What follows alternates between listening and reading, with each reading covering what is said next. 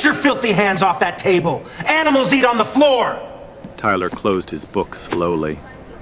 Did you hear me, boy? You're stinking up this food court. I bought food here, sir. I have a receipt. A receipt! The guard snatched it, crumpled The receipt! it, tossed it at Tyler's chest. Probably stolen money. That's what your kind does is. Tyler picked up the paper, smoothed it flat, said nothing. A receipt? His jaw tightened. A heat climbed from his chest into his throat, but he swallowed it down. Oh, you're tough now! The guard grabbed his collar, yanked him to his feet. Loitering weapon. Trespassing. Maybe theft. You're done! Shoppers froze. Phones came out. Not one voice said stop. That guard just made the worst mistake of his career. He just didn't know it yet. Crestfield Mall sat on 12 acres of prime real estate in the heart of downtown. 5 years ago, it was a dying strip center with boarded windows and half-empty parking lots. Then, Victoria Thompson bought it. She paid $14 million in cash, gutted every floor, brought in flagship tenants, local boutiques, a rooftop garden. Within 3 years, Crestfield became the top-grossing retail center in the Tri-County area. Victoria ran it all through Alderton Holdings, a name most shoppers never connected to a face. That was by design. Victoria believed in one rule above everything. Her son would earn his own way. No trust fund introductions, no VIP treatment, no shortcuts built on her name. Tyler Thompson, 19 years old, took the city bus to his part-time job at a bookstore across town. He paid for his own phone. He bought his own clothes. And every Saturday, he rode that same bus to Crestfield Mall. Not because his mother owned it. He didn't even think about that. He came for the food court. The corner table near the window, where the light hit right and the noise faded into a hum. He would buy 2 slices of pizza, open whatever paperback he was halfway through, and disappear for hours. Nobody knew him there. Nobody bothered him. That was the point. On his wrist, he wore a thin silver bracelet. Victoria had given it to him on his 16th birthday. On the outside, plain. On the inside, a tiny engraving, the Alderton Holdings crest. Tyler never showed it to anyone. It was private, a quiet thread between him and his mother. This particular Saturday, Victoria was in the building. She kept a private office on the 4th floor, no nameplate, no signage. She came every other weekend to review numbers with Harold Whitfield, the general manager. Harold was one of 3 people in the entire mall who knew the owner's face. Downstairs, Tyler sat in his usual spot, book open, pizza half-eaten, earbuds in one ear. Derek Lawson, head of security, stood 30 feet away, arms crossed, watching. He had been watching for 20 minutes, and he had already made up his mind. Lawson moved first. He didn't walk. He marched.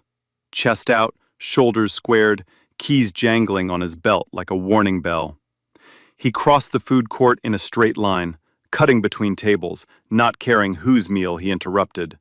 His eyes never left Tyler. Tyler didn't see him coming. His earbuds were in. His head was down, 3 chapters deep in a novel about a man sailing alone across the Atlantic. He was lost in the kind of quiet that only books could give him.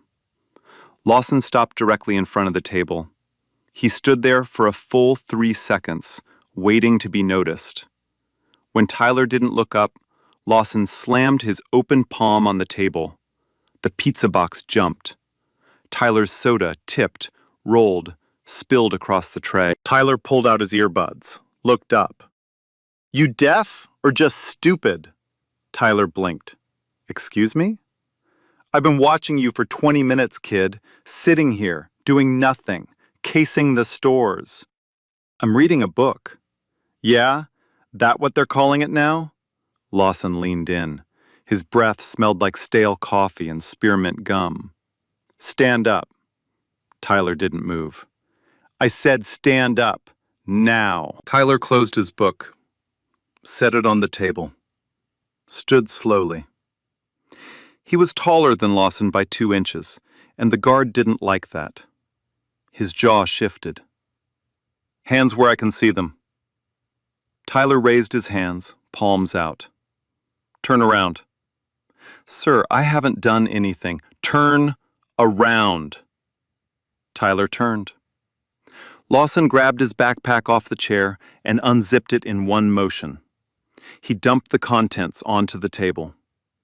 2 paperbacks, a spiral notebook, a phone charger, a half-empty water bottle, earbuds case.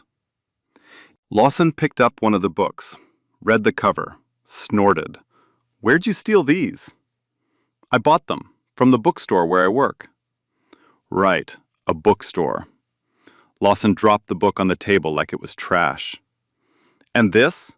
He held up the notebook, flipped through the pages. Tyler's handwriting filled every line. Notes, lists, ideas, quotes from things he'd read. "That's my journal." Lawson tossed it onto the floor. Pages bent under its own weight. Tyler watched it land. His hands were still up. His fingers trembled, not from fear, from something hotter. He pressed his thumbs against his palms and held steady. "Empty your pockets." Tyler pulled them inside out. Lint, a crumpled $5 bill, a bus pass. Lawson stared at the $5 like it confirmed every suspicion he'd ever held. $5. That's all you've got? And you've been sitting here for an hour taking up space? "I bought 2 slices and a soda. I have the receipt." "Show me." Tyler reached for the crumpled receipt on the table, the one from the hook, the one the guard had already tossed at his chest. He unfolded it, held it out. Lawson didn't take it. He looked at it from a distance, like touching it would contaminate him. "That proves nothing. You could have picked that up off the ground." A woman at the next table pulled her children closer. A man in a business suit looked away and kept eating. 2 teenage girls whispered behind their phones, filming. Nobody moved. Nobody spoke. Lawson pressed the radio on his shoulder. "This is Lawson. I need backup at the food court. Section C. Suspicious male. Possible shoplifter. Young. Black. Hoodie." Tyler heard every word. Young. Black. Hoodie. That was the description. That was all of it. A second guard arrived within 90 seconds. Officer Briggs. Younger, thicker, quieter. He stood to Tyler's left, blocking the aisle. Lawson stayed in front. "On your knees." Tyler stared at him. "What?" "You heard me. Knees. Now." "I'm not getting on my knees. I didn't do anything." Lawson stepped forward, close enough that Tyler could see the pores on his nose. "You want to do this the easy way or the hard way?" Tyler said nothing. His jaw locked. His eyes stayed level. Lawson grabbed his wrist and twisted. Tyler's knee buckled. He went down hard. One knee hit the tile, then the other. The sound cracked through the food court like a gunshot. Briggs moved in. Together, they forced Tyler's hands behind his back. Lawson pulled a zip tie from his belt and cinched it tight around both wrists. The plastic bit into skin. Tyler's face was 6 inches from the floor.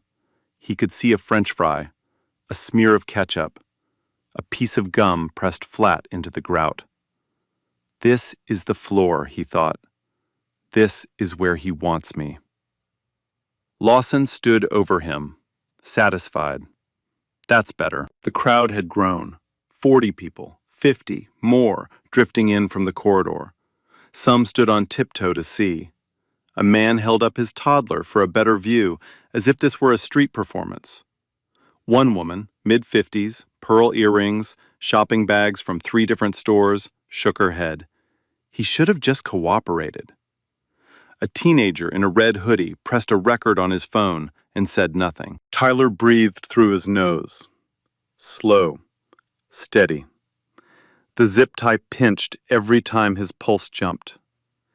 He could feel the silver bracelet underneath, the Alderton crest pressing against the vein in his wrist. Lawson wasn't done. "Get up. Walk." He hauled Tyler to his feet by the back of his hoodie. The fabric dug into Tyler's throat. He coughed. Lawson didn't adjust his grip. They walked through the food court, past the fountain, down the main corridor toward the security office. Lawson kept one hand on Tyler's shoulder, steering him like cargo. Briggs walked behind, eyes straight ahead, saying nothing. Every store they passed, faces appeared in the doorways. Employees, shoppers. A little boy pointed. Lawson spoke loudly enough for everyone to hear. "This is what happens when you come into Crestfield and try to steal from honest businesses. This is what happens." Tyler's throat burned. His eyes stung. But he didn't cry. He wouldn't give Lawson that.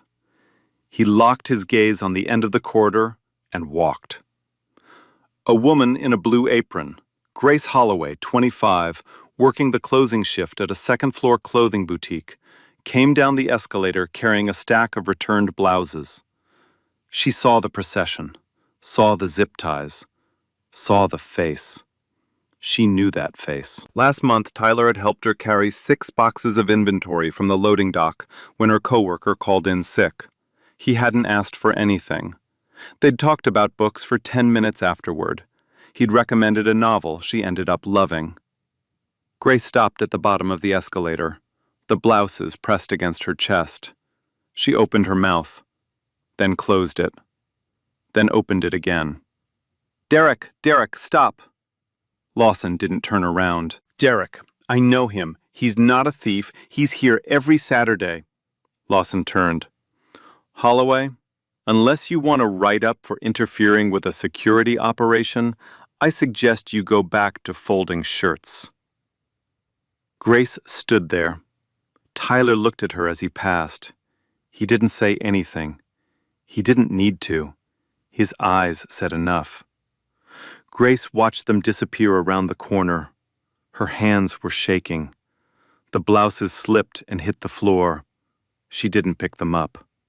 She pulled out her phone. The security office sat at the end of a dead-end hallway behind the service elevators. No windows facing the public corridor. One steel door. A camera above it, but the red light hadn't blinked in months. Lawson had reported it broken twice. Nobody fixed it. He stopped caring. Inside, a desk, 2 monitors showing frozen feeds, a filing cabinet, 3 chairs, and a holding bench bolted to the wall. The room smelled like disinfectant and burnt microwave popcorn. Lawson shoved Tyler through the door. Tyler stumbled. His shin caught the edge of the bench. He sat down hard, wrists still bound behind him. Briggs closed the door. Lawson sat on the edge of the desk. He pulled Tyler's phone from his own pocket. He'd snatched it from the table during the takedown and set it screen down on the desk. "So, here's what's going to happen. I'm going to call the police. They're going to come down here and they're going to search you properly. And when they find whatever you've got on you, and they will find something, you're going to wish you'd walked out when I told you to." Tyler looked at the phone. "Can I call my mom?" "Your mom." Lawson laughed, short, sharp, like a dog bark. "What's your mom gonna do? Post bail with food stamps?" Briggs shifted his weight. He looked at the floor. "Please, just one call." "No calls. Not until the cops get here." "That's not legal. I have a right to—" "You have a right to sit there and shut up. That's what you have." Lawson pulled the phone closer to himself, slid it into the desk drawer, and shut it. The click of the drawer sounded like a lock. Tyler's chest was tight. Each breath felt like breathing through a wet towel. The zip tie had gone from uncomfortable to painful. His fingers were cold. He flexed them behind his back, trying to keep blood flowing. He thought about his mother, 4 floors up, sitting behind a desk, reviewing numbers, drinking the black coffee she always brought in a thermos because she didn't trust the break room machine. She was right there, right above him. She had no idea. Briggs cleared his throat. Derek, maybe we should review the footage before... The footage? The footage shows a black kid sitting in a food court for an hour not buying anything worth a damn. That's loitering, Briggs. That's what that is. He had a receipt. He had a piece of paper. I could print a receipt at home. Briggs went quiet. He stood by the door, arms folded, eyes on the floor tile. He didn't agree. But he didn't disagree out loud either. That was the kind of silence that let things like this keep happening. Tyler tried once more. My mom's name is in my phone. Victoria. Just call her. She'll come get me and this is over. Lawson leaned forward. Victoria? That's a fancy name for someone who raised a loiterer. He smiled. The kind of smile that wasn't a smile at all. She can read about it in the police report. Tyler closed his eyes. The bracelet pressed against the zip tie. The tiny Alderton crest dug into his skin like a brand. He focused on that. One small, sharp point of pressure. Something real. Something his. Minutes passed. Maybe 5. Maybe 15. Time doesn't move right when you're sitting in a room where no one believes you're human. Meanwhile, on the 4th floor, Grace Holloway stood outside the management office. Her hands were still shaking. She'd tried the direct line to the GM's office. No answer. She'd tried the secretary. Mr. Whitfield is in a meeting with Mrs. Thompson. They cannot be disturbed. Grace didn't know who Mrs. Thompson was. She didn't care. Tell her it's about Tyler, the kid from the food court. Security has him in cuffs and they're calling the police. The secretary paused, looked at Grace, picked up the internal phone. 10 seconds later, the office door opened. A woman stood in the frame. Mid-40s, reading glasses pushed up on her head, jeans, a cream-colored blouse. No jewelry except a thin gold chain. She didn't look like someone who owned anything larger than a bookshelf. What did you say his name was? She asked. Tyler, Grace said. Tyler Thompson. The woman's face didn't change, but her hand, the one gripping the door frame, went white at the knuckles. Show me where. Victoria didn't run. She walked. Fast, deliberate, heels clicking a rhythm on the polished floor that sounded like a countdown. Grace had to jog to keep up. They took him to the security office. End of the hallway, past the service elevators. He was zip-tied, hands behind his back. Victoria said nothing. Her face was a mask. But her breathing had changed. Shorter, sharper, controlled the way a person breathes when they are choosing, very carefully, not to scream. She pulled her phone from her back pocket without breaking stride, dialed one number. Harold Whitfield picked up on the first ring. Victoria, I was just about to... Harold, security office, now. Bring the incident log for today. Bring the master key. Bring whatever authority you need to remind people who signs their paychecks.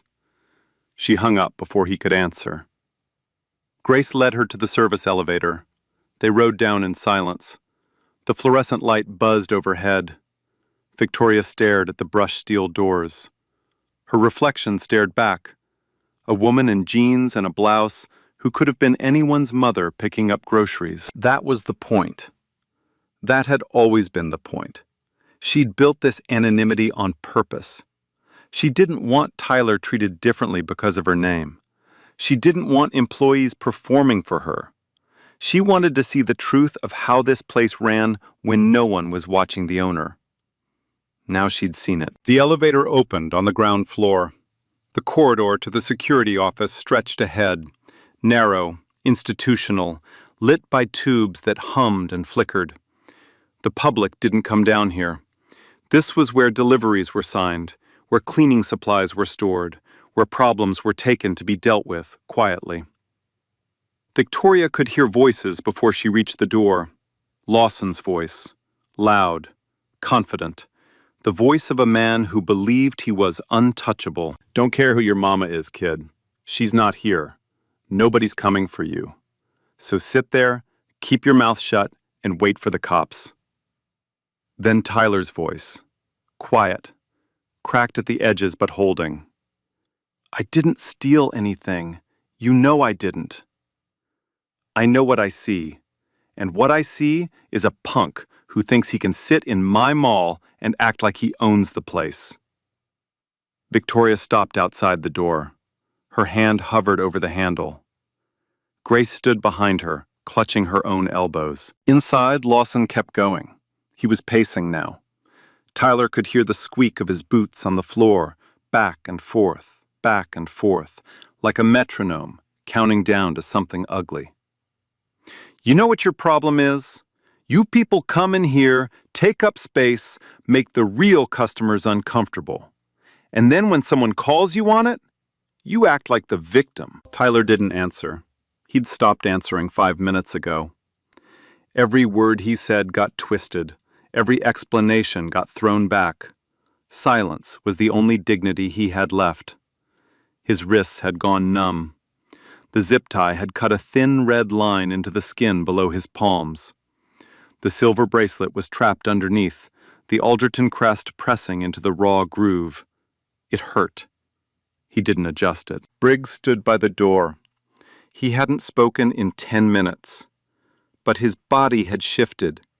He'd turned slightly away from Lawson, toward the corner, like a man trying to physically distance himself from something he knew was wrong, but wouldn't stop. Lawson opened the desk drawer, pulled out Tyler's phone, held it up. 14 missed calls, all from Mom. He read the screen with theatrical amusement. Somebody's worried. Please let me answer. No. She doesn't know where I am. Good. Maybe next time she'll keep better track of you. Lawson set the phone back in the drawer. Or maybe she'll teach you not to hang around places you can't afford. Tyler's vision blurred. Not tears. He wouldn't give Lawson tears. It was exhaustion. The kind that settles behind the eyes when your body understands, before your mind does, that the situation is not about what you did. It's about what you are. He thought about the book on the food court table. He'd been on chapter 14. The man in the story was alone on the Atlantic, 3,000 miles from shore, talking to the birds, because there was no one else. Tyler understood that now. You could be surrounded by 200 people and still be completely, utterly alone. Outside the door, Victoria lowered her hand from the handle. She'd heard enough. She didn't knock. She pulled the handle down and pushed the door open in one motion. It swung wide and banged against the interior wall. The sound was sudden and absolute, like a judge's gavel. Lawson spun around. Victoria stood in the doorway. 5'6", no heels that mattered, no badge, no name tag, no entourage. Just a woman in jeans and reading glasses who looked like she'd come to pick up her son from practice. Tyler looked up. His eyes widened. Then his chin dropped and his whole body sagged against the bench. Not collapse, but relief. The kind of relief that only comes when someone you trust finally walks through the door. Ma'am, Lawson recovered fast, squared his shoulders, puffed his chest. This area is restricted. You need to leave. Victoria didn't look at him. She looked at Tyler, at his wrists, at the red line where the zip tie had dug in, at the way he sat, hunched, small, compressed into a shape that a 19-year-old should never have to fold himself into. Mom, Tyler said. Just that. Just the word. Lawson heard it, processed it, dismissed it. Great, Mom's here. He stepped between them. Ma'am, your son was caught loitering and suspected of shoplifting. We're waiting for the police. You can wait outside, or you can join him. Your choice. Victoria finally looked at Lawson, not up at him, through him. Remove those restraints. Lawson laughed. It wasn't a real laugh. It was the kind people make when they think the situation is still theirs to control. Lady, I don't take orders from shoppers. I run security in this building. You want to file a complaint? There's a box at the front desk. I won't ask again. And I won't tell you again. Leave, now, before I zip tie you too. Heavy footsteps in the hallway. Fast. The sound of leather shoes on concrete, slightly out of breath. Harold Whitfield turned the corner. Tie loosened, forehead damp. Incident log pressed against his chest like a shield. He saw Victoria, stopped dead. Mrs. Thompson. He straightened, smoothed his tie. I came as fast as I could. Lawson frowned. Harold, you know this woman? Harold didn't look at Lawson.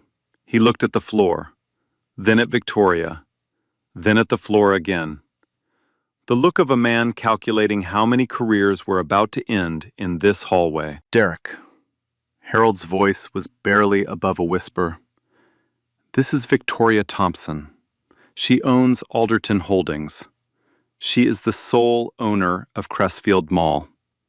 Every lease, every contract, every square foot you are standing on belongs to her.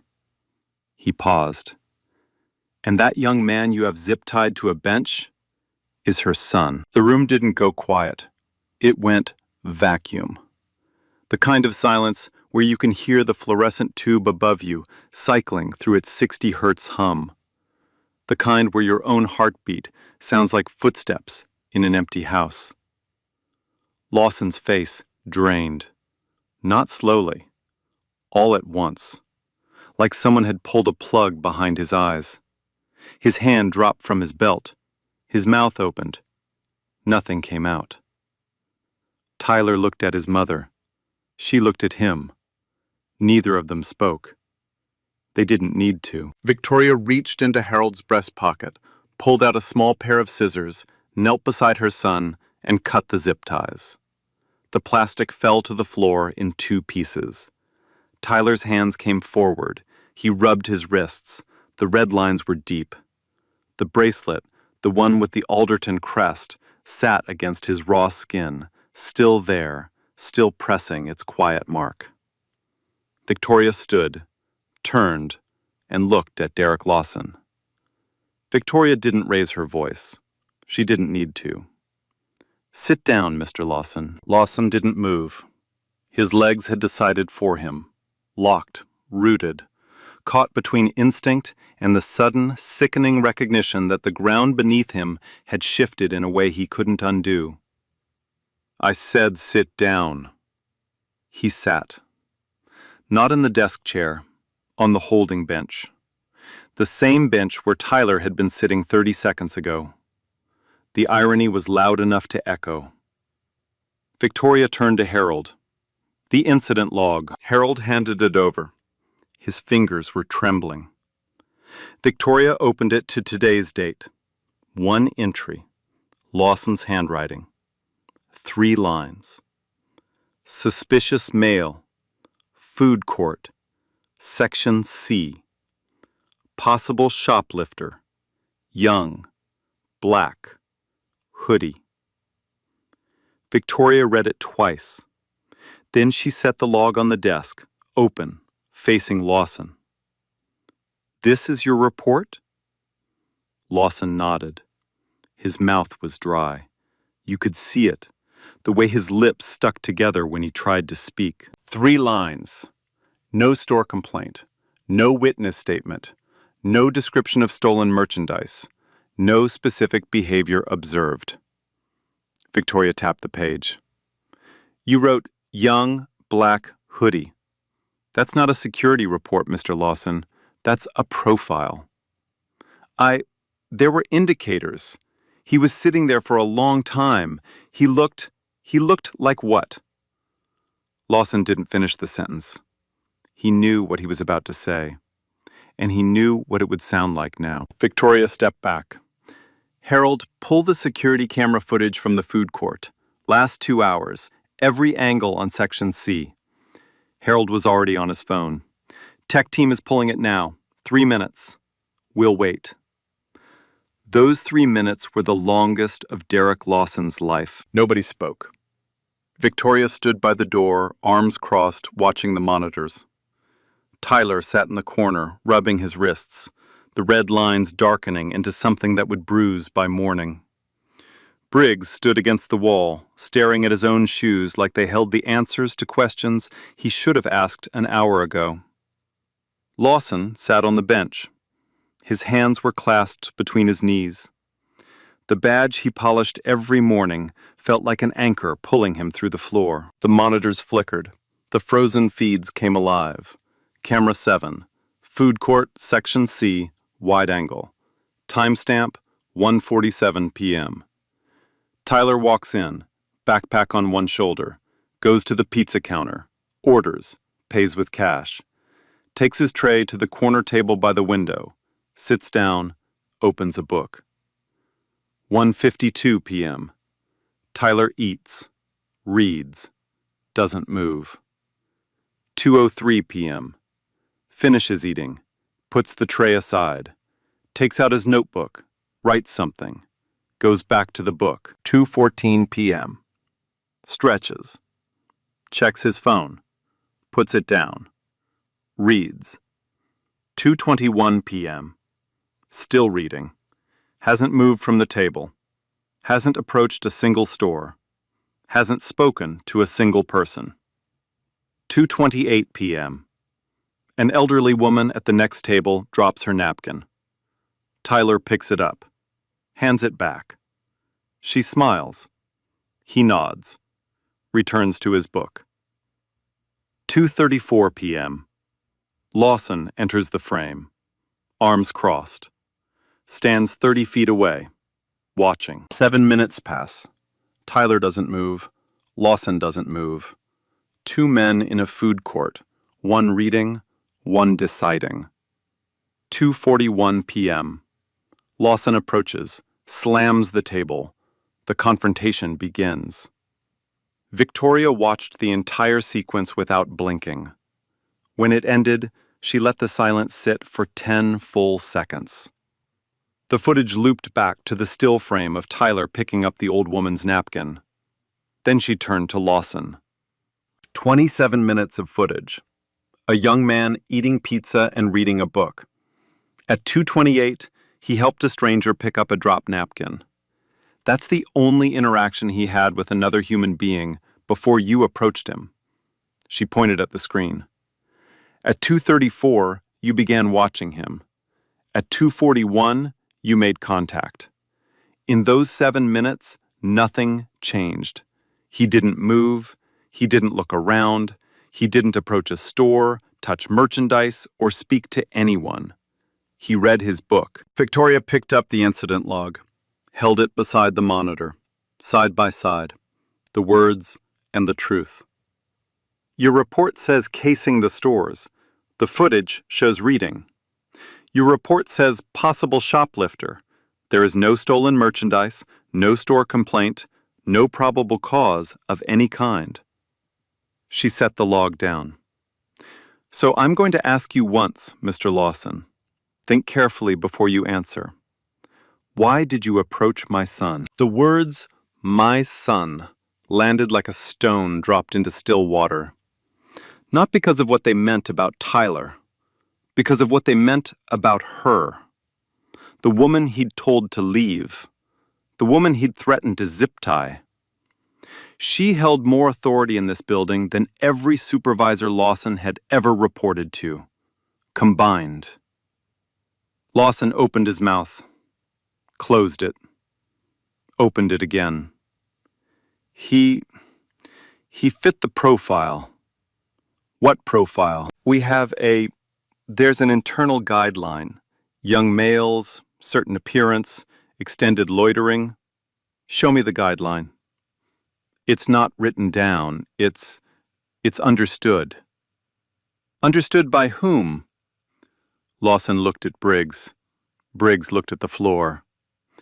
By the security team. We've always done it this way. Victoria nodded. Not agreement, comprehension. The nod of a person confirming the thing they feared most. Harold, is there a written security protocol for identifying suspicious behavior? Harold cleared his throat. Yes, updated 18 months ago. It requires documented, observable behavior, attempted theft, aggressive conduct, or a direct staff complaint, before any patron can be approached or detained. Physical appearance alone does not constitute grounds for engagement. Was Mr. Lawson trained on this protocol? All security personnel completed mandatory training. Signed acknowledgement is on file. Victoria looked at Lawson. Trained, signed, and chose to ignore it. Lawson's eyes were on the floor. His hands had gone from clasped to gripping each other, knuckles white, like a man holding on to the last edge of something crumbling beneath him. You didn't just ignore protocol, Victoria continued. Her voice hadn't risen once. It didn't need to. Quiet authority is louder than any shout. You physically assaulted a 19-year-old, restrained him without cause, denied him the right to make a phone call, confiscated his property, paraded him through a public corridor in zip ties in front of hundreds of shoppers. She paused between each sentence. Let each one land. Let each one sink. And you did all of this because he was young, black, and wearing a hoodie. Tyler hadn't moved from the corner. He was listening. Not with anger anymore, with something quieter. Something that felt like watching a lock finally turn after years of being jammed. His whole life, his mother had kept her world separate from his. He'd thought it was about money, keeping him humble, keeping him grounded. Part of it was. But sitting here, watching her stand in this room, he understood the rest. She'd kept him invisible because she knew. She knew that someday someone would look at her son and see nothing but a threat wrapped in a hoodie. And she wanted him to face that moment with his own dignity, without the shield of her name, without the shortcut of her power. She hadn't protected him from this. She'd prepared him for it. And now she was here. Not to rescue him. To hold accountable the people who should never have put him here. Victoria walked to the door. The hallway had filled. Word travels fast in enclosed spaces, distorted and electric. Store managers, employees, shoppers who'd followed the commotion. The teenage girl with the live stream stood in the front row, phone raised, red light blinking. Grace Holloway was there too, standing against the far wall, arms wrapped around herself, tears running down her cheeks without a sound. Victoria turned back to Lawson one final time. Stand up. Lawson stood, slowly, like a man whose bones had aged 20 years in 20 minutes. Your badge. His hand went to his chest, fumbled with the clip. The badge came off. He held it out. Victoria didn't take it. She nodded toward the desk. Lawson set it down. The click of metal on wood was the only sound in the room.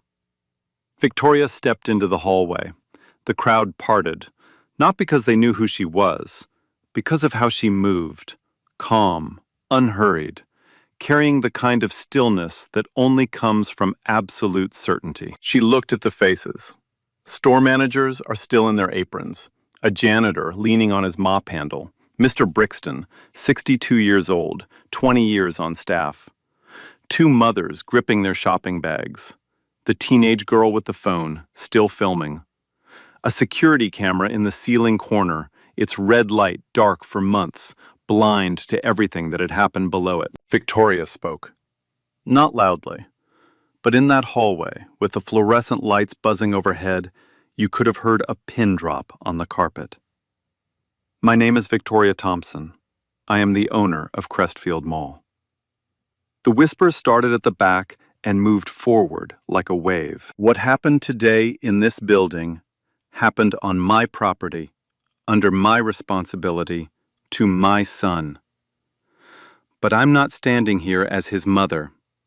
I'm standing here as the person who is accountable for every experience that every person has when they walk through those doors. She turned toward the security office. Lawson was visible through the open door, sitting on the bench, badge gone, staring at the wall like a man watching his own reflection dissolve. "Mr. Lawson, step out here, please." He came out slowly. His shoulders had collapsed inward. His shirt was dark with sweat at the collar. He stood in the hallway like a defendant waiting for a sentence he already knew.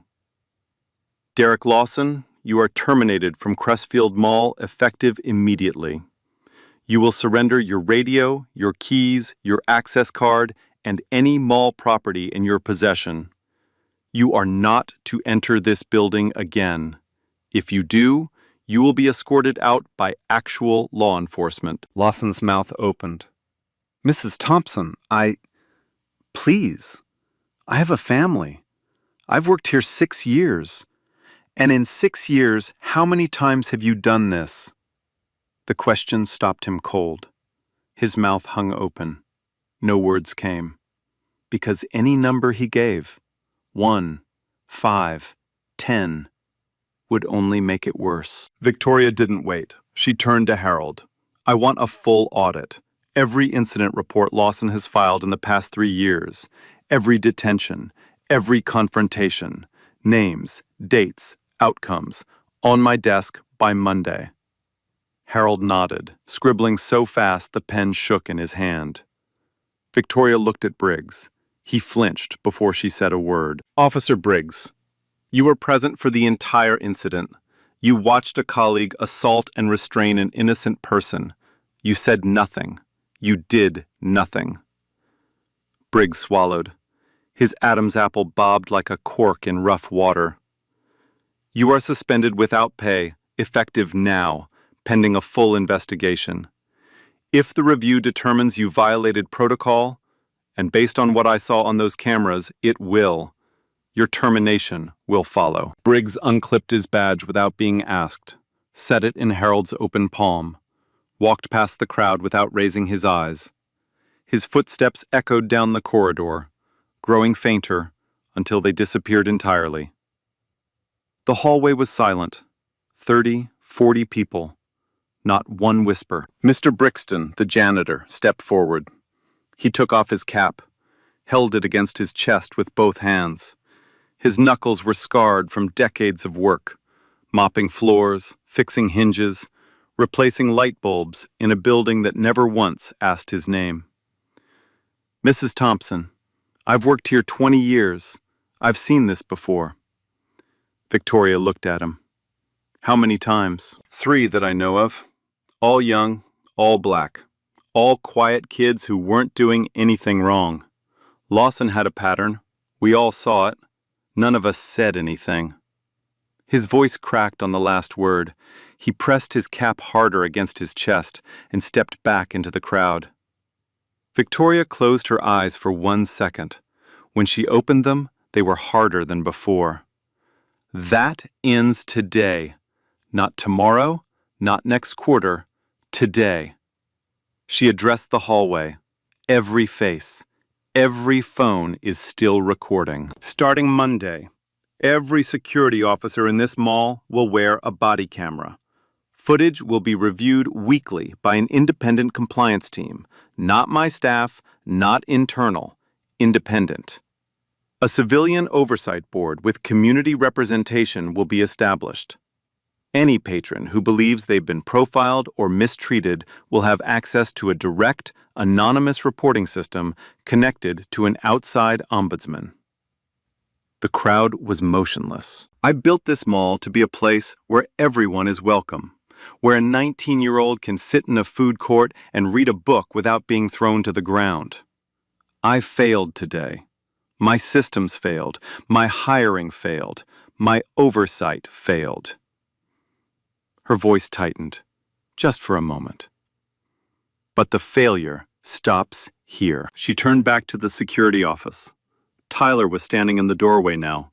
He'd heard everything. His wrists were still red. His backpack was still on the desk inside. His book was still on the food court table upstairs, spine cracked open, 3 chapters from the end. Victoria walked to him. She didn't hug him in front of the crowd. That wasn't for them. She put her hand on his shoulder, squeezed once. He placed his hand over hers. They stood like that for 3 seconds. It was enough. "You okay?" she asked. Quiet. Just for him. "Yeah." His voice was rough. "I'm okay." She nodded, then turned to Harold one final time. "Get his belongings. Return everything. And Harold, I want the name of every staff member who witnessed what happened in that food court and did nothing. We have training to do. A lot of it." Harold looked like a man who had just watched his entire operational playbook get rewritten in 15 minutes. He nodded and started walking. The teenage girl lowered her phone. She'd captured everything. 17 minutes of footage that would hit the internet within the hour. By midnight, 400,000 views. By Monday morning, 2 million. The hashtag would write itself. Hashtag Justice for Tyler. But the detail people shared most wasn't the firing. It wasn't the speech. It was something small. Something the girl's camera almost missed. When Victoria cut the zip ties off her son's wrists, there was a bracelet underneath. Silver, simple. And on the inside, if you pause the video at exactly the right frame, you could see a tiny engraving, a crest. The same crest that hung above the mall's main entrance. The same name on the building that Derek Lawson had called My Mall. It was never his. The video hit Twitter at 6:14 p.m. that Saturday evening. By 6:30, it had 10,000 shares. By Sunday morning, it was on every major platform: Instagram, TikTok, Facebook, Reddit. News outlets picked it up before lunch. Hashtag Justice for Tyler trended for 3 consecutive days. But the internet, for once, didn't just rage. It watched. Because the video didn't end with the humiliation. It ended with the accountability. It ended with a woman in jeans and reading glasses dismantling a system in real time, on camera, without raising her voice once. The comments split into 2 camps. The first, outrage. At Lawson, at Briggs, at the crowd that watched and did nothing. The second, quieter but growing, admiration for Victoria.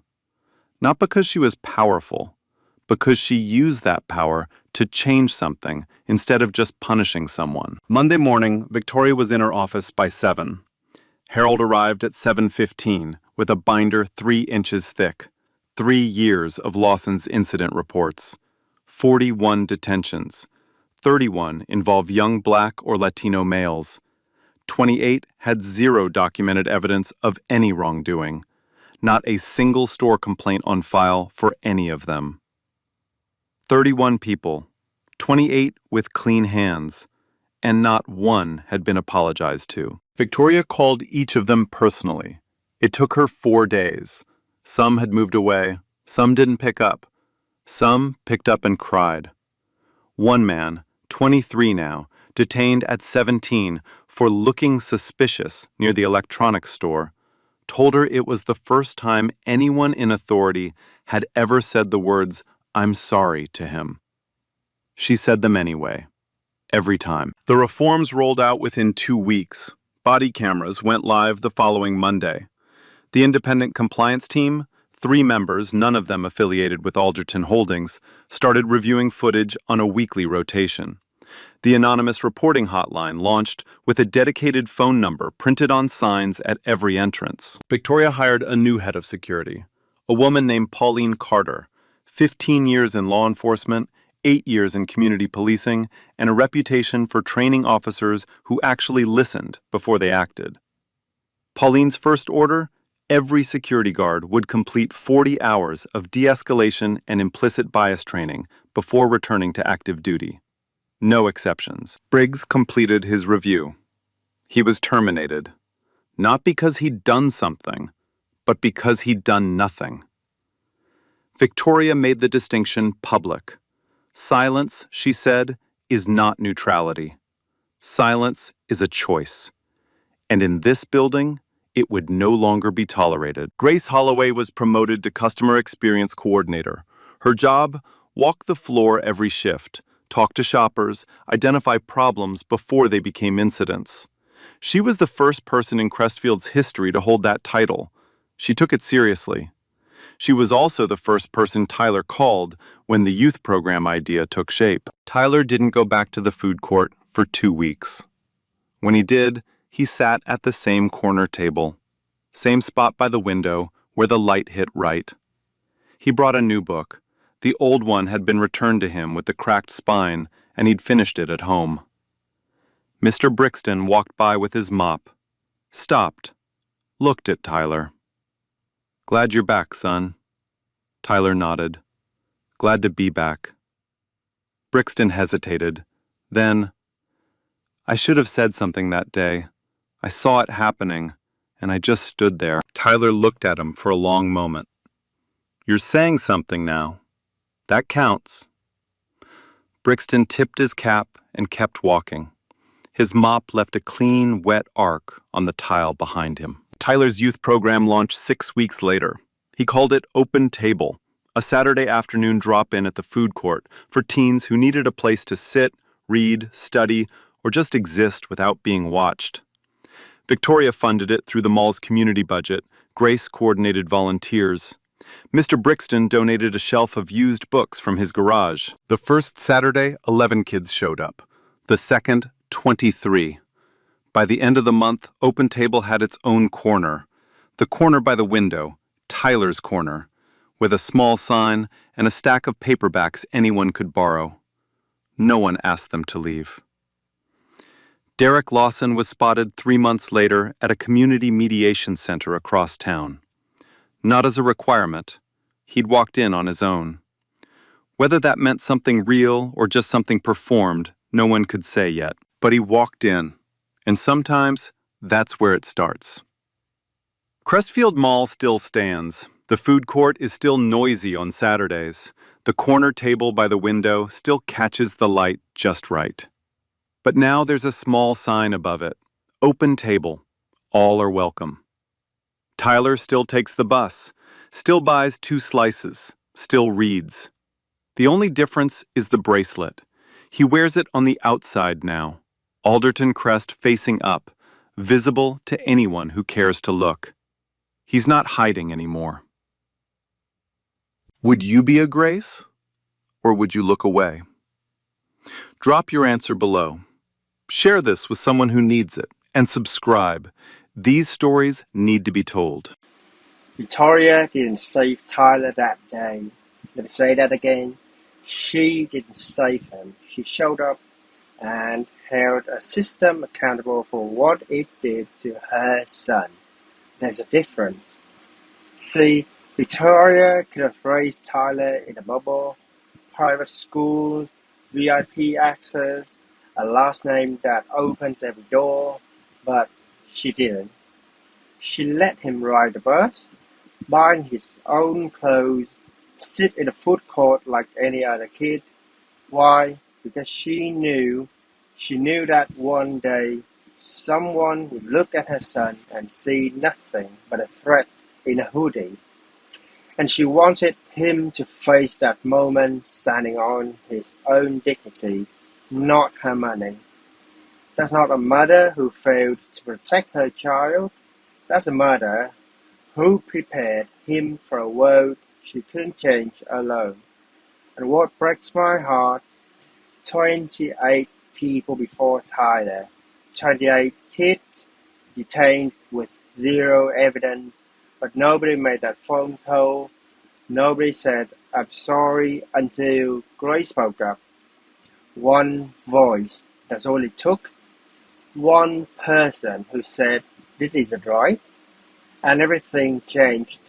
So I need you to ask yourself in your life right now, are you a Grace or are you a Bricks? Watching and saying nothing. Tell me in the comments, when was the last time you chose to speak up or wished you had? Share the story with someone who needs to hear it. Subscribe. We're here every week. Why? Because silence silence is never neutral. It's always a choice.